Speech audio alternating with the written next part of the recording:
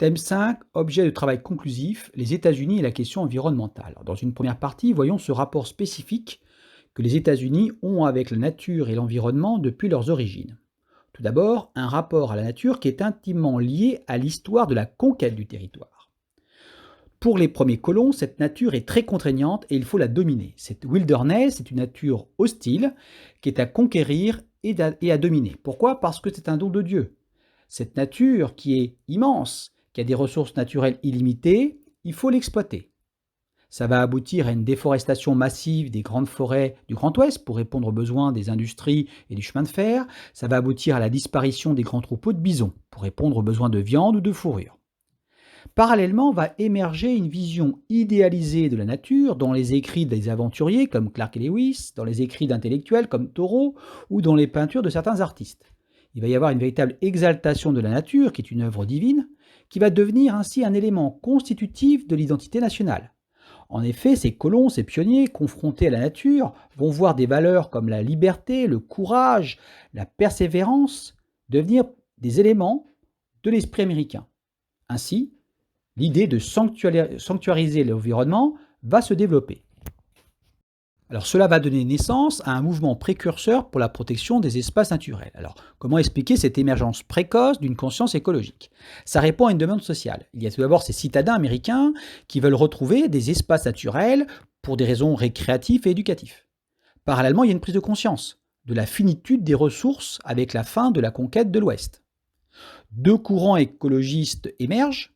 Le courant qui prône la préservation, c'est-à-dire qu'il faut préserver la nature de toute influence humaine, et il y a ce qu'on appelle le courant de la conservation, où là il faut préserver pour exploiter, il faut faire un usage avisé des ressources naturelles. Cela va donner naissance à des mesures pionnières en faveur de la protection de la nature. Le Congrès va ainsi créer le premier parc national en 1872, qui est le Yellowstone, puis un service devant s'occuper de tous ces parcs nationaux qu'on appelle le NPS.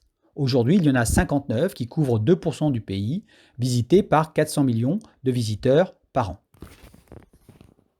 Dans cette deuxième partie, voyons les paradoxes de la politique environnementale au XXe et XXIe siècle. Alors tout d'abord, de la protection de la nature à la protection de l'environnement. Il y a un renouveau écologiste au XXe siècle. Ces Américains qui peuvent profiter, grâce à l'avènement de la société des loisirs et de la consommation des parcs nationaux, prennent conscience des dégradations environnementales qui sont très médiatisées. Et pour cela, un droit à un environnement salubre est revendiqué, notamment par certaines écrivaines comme Rachel Carson. Ça va aboutir à toute une législation, notamment contre les pesticides, mais aussi à un environnementaliste qui va se structurer. Alors, environnementalisme, c'est l'équivalent de écologie en Europe. En 1970, il va même y avoir une création d'une journée pour l'environnement qui va rencontrer un très grand succès populaire. Et en 1971, une agence fédérale pour la protection de l'environnement est mise en place. Alors, l'environnement, c'est une question qui divise. Aux États-Unis, il y a des forces de blocage. Certains Américains sont très attachés à leur mode de vie, qui est énergivore. Les milieux industriels sont contre toute législation environnementale et font du lobbying ou du dumping environnemental.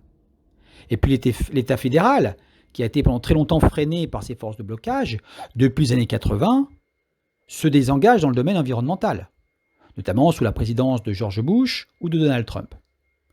Alors parallèlement, il y a d'autres acteurs qui sont à la pointe du combat pour l'environnement, notamment certains États fédérés, comme la Californie en 2006, qui a une réglementation interne plus contraignante que la législation fédérale. Il y a aussi des villes, des métropoles, qui sont de véritables laboratoires d'expérimentation et d'innovation du développement durable. Et puis il y a aussi des acteurs privés, qui sont activement mobilisés, des ONG environnementales, de véritables lobbies verts. Il y a aussi de grandes entreprises qui veulent mettre en place cette transition énergétique pour répondre à une demande de leur clientèle. Donc elles sont soucieuses de leur image.